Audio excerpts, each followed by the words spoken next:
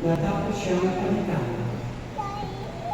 At ang pinili ay Huwag mo siyang kulitin, please. ngayon, bakit dapat palitan si Judas? Kasi sinasadya ni Jesus na 12 ang mga apostol. Kasi 12 din ang mga tribo ng Israel. Sa pamagitan ng pagpili ng 12 apostol, ay nagturo si Jesus na yung 12 na apostol ay ang kapalit ng lumang bayan ng Diyos. Yung 12 tribo. At kaya, dahil ang 12 ay naging 11, dahil patay si Judas, dapat palitan si Judas. At kaya, nagpili si Judas. Ngayon, anong mga katangian ng mga apostol? Anong criteria para piliin ang kapalit ni Judas? Narinig natin yun sa unang pagbasa.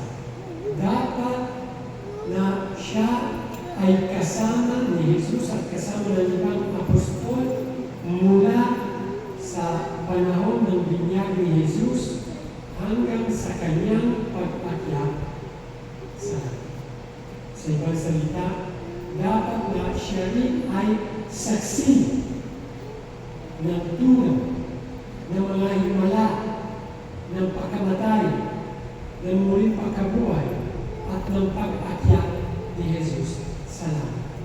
Yung pinaka-importante bahagi ng buhay ni Jesus ay dapat na nasaksihan ng mga apostol.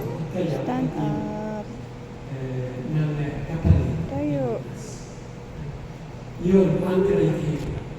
Stay Pero here. bukod doon, ang mga apostol ay may karagdagan. Andiyan na si Daddy, oh.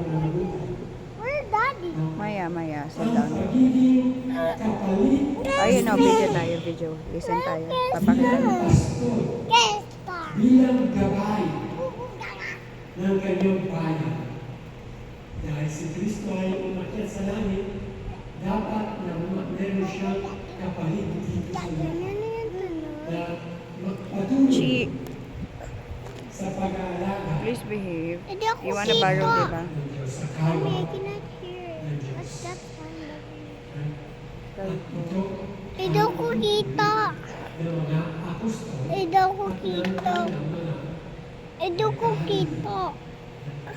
habang ang unang katangian, yung pagiging saksi ng buhay at kamatayan ng Panginoon ni Kristo ay special para sa mga apostol.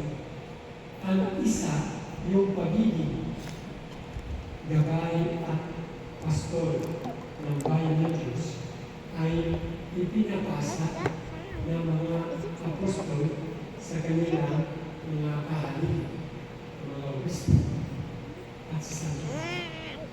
So hanggang ngayon, ang ating simbahan ay tinatawag na apostoliko. Isa sa 4 na katangian ng ating simbahan na Roman Catholic ay ito. Apostoliko siya.